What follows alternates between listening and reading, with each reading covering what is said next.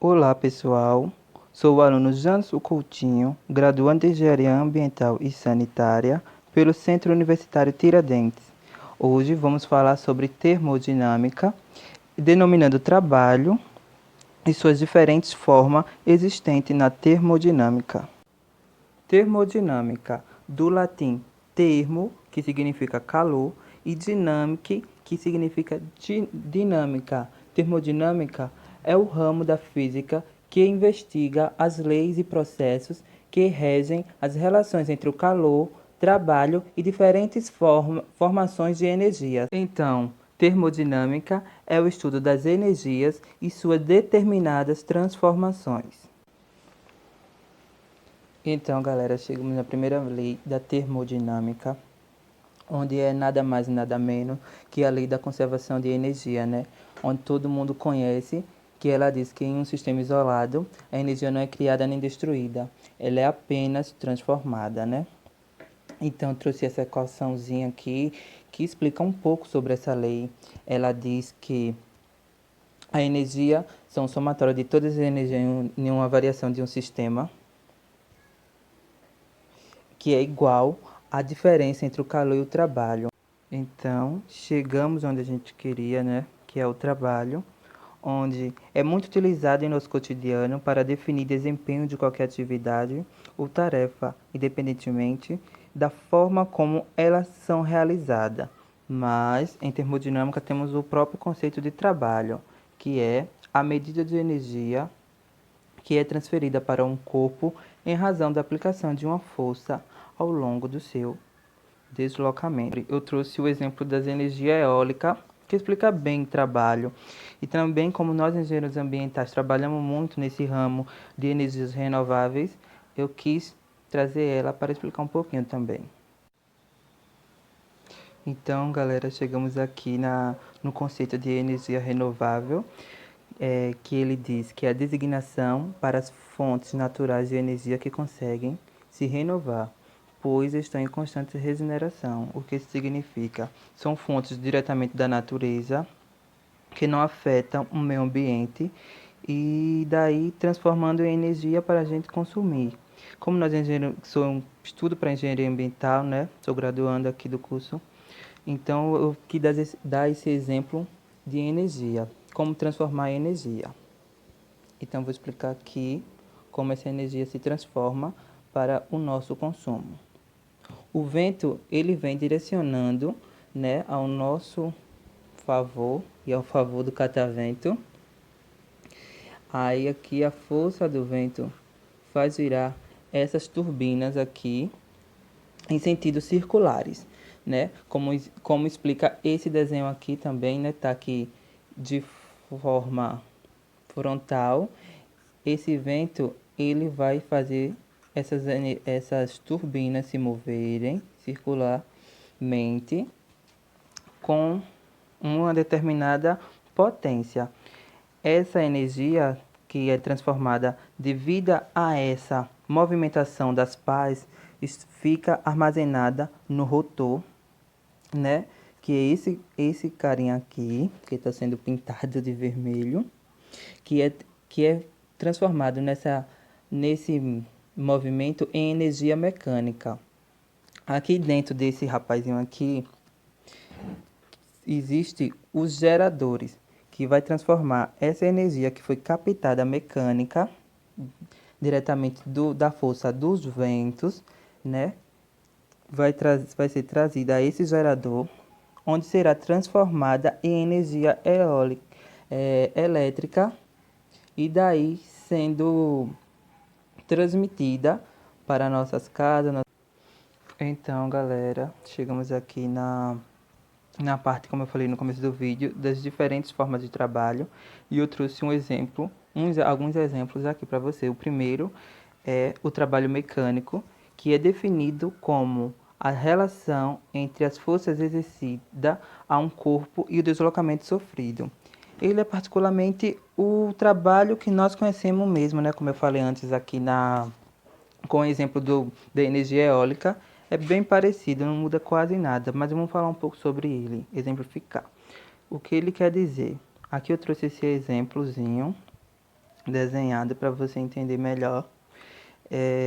Essa força que ela explica, né, na definição, é a força que esse rapaz transmite para o corpo, que é o carro, e qual vai ser o deslocamento que esse carro vai sofrer com a força exercida por esse rapaz, né? Então, para saber isso, o que precisamos? Como aqui na matemática, né? Precisamos da força vezes o deslocamento. Mas alguns exemplos pedem o cosseno de θ. Quais são esses exemplos? Eu trouxe outro aqui para explicar melhor. Esse daqui da bicicleta subindo uma ladeira.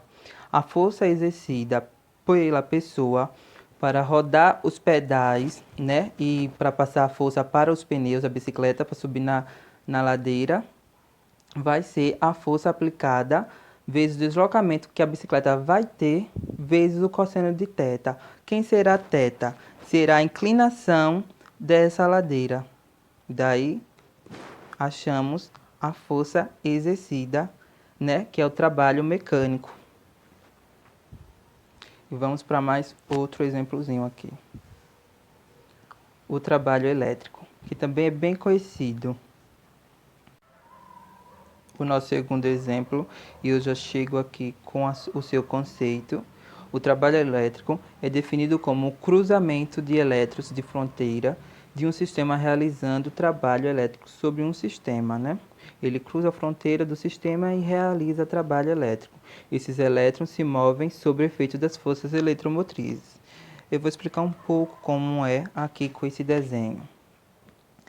Aqui está um elétron, que é o mais, né? Então, aqui ele vai sofrer interferência com os elétrons negativos, que vai estar puxando ele, ele está saindo daqui e está puxando ele para cá, a força, né?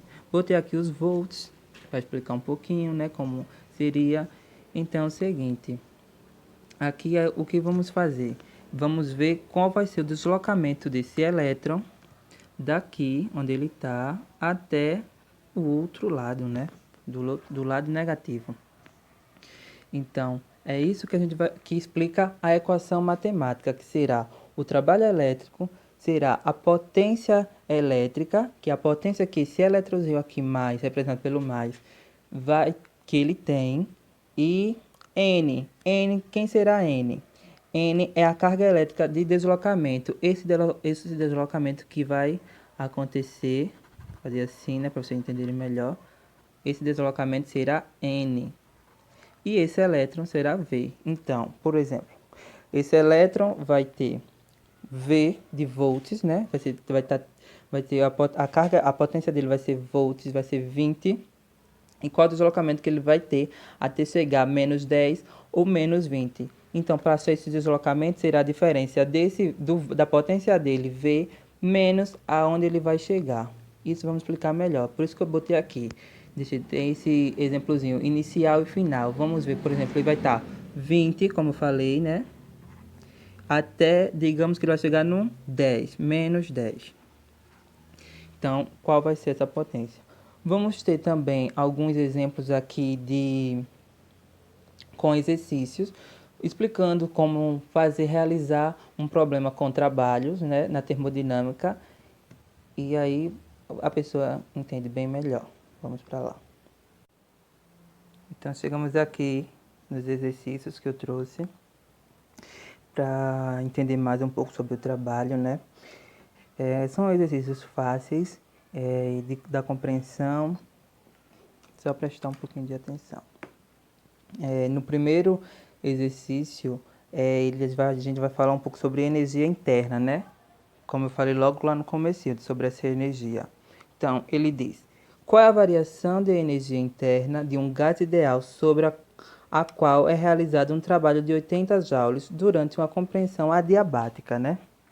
Então, em uma transformação adiabática, não há variação de temperatura, o que indica que não ocorreram trocas de calor entre o sistema e o ambiente, como eu falei, né? Tipo, num sistema adiabático, digamos que aqui é um sistema fechado, né? Adiabático. ele não ocorre a troca de calor, como está fechado, não ocorre a troca de calor com o sistema. Então, o calor fica permanecendo aqui, né? Em uma compreensão adiabática, o gás é comprimido e por isso é realizado o trabalho sobre ele. Logo, recebe o sinal negativo, que é do 80, porque o trabalho nesse sistema aqui está comprimido. Então, ele quer saber esse coisa que está comprimido aqui, esse sistema. Então, tá vindo para aqui o trabalho. Então, o trabalho que tá vindo, realizando, comprimindo, é negativo, que ele está saindo, né? Então, vamos lá. Será a variação da energia interna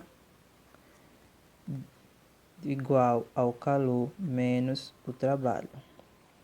Então, repetindo aqui, calor é igual a zero, não temos, que não transmite calor, como eu falei, e o trabalho que está saindo.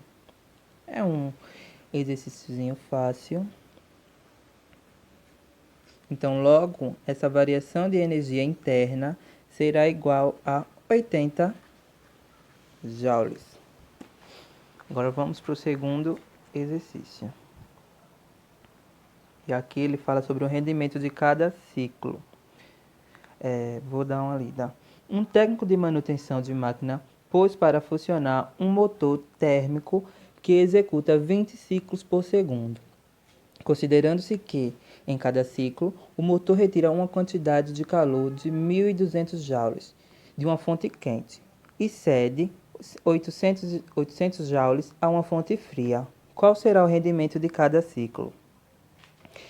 O primeiro passo é calcular o trabalho realizado pela diferença de energia total dissipada. O que vamos fazer? Vamos botar aqui o trabalho, que será igual à diferença de energia Q1 menos Q2, que é esse que eles dizem aí, né?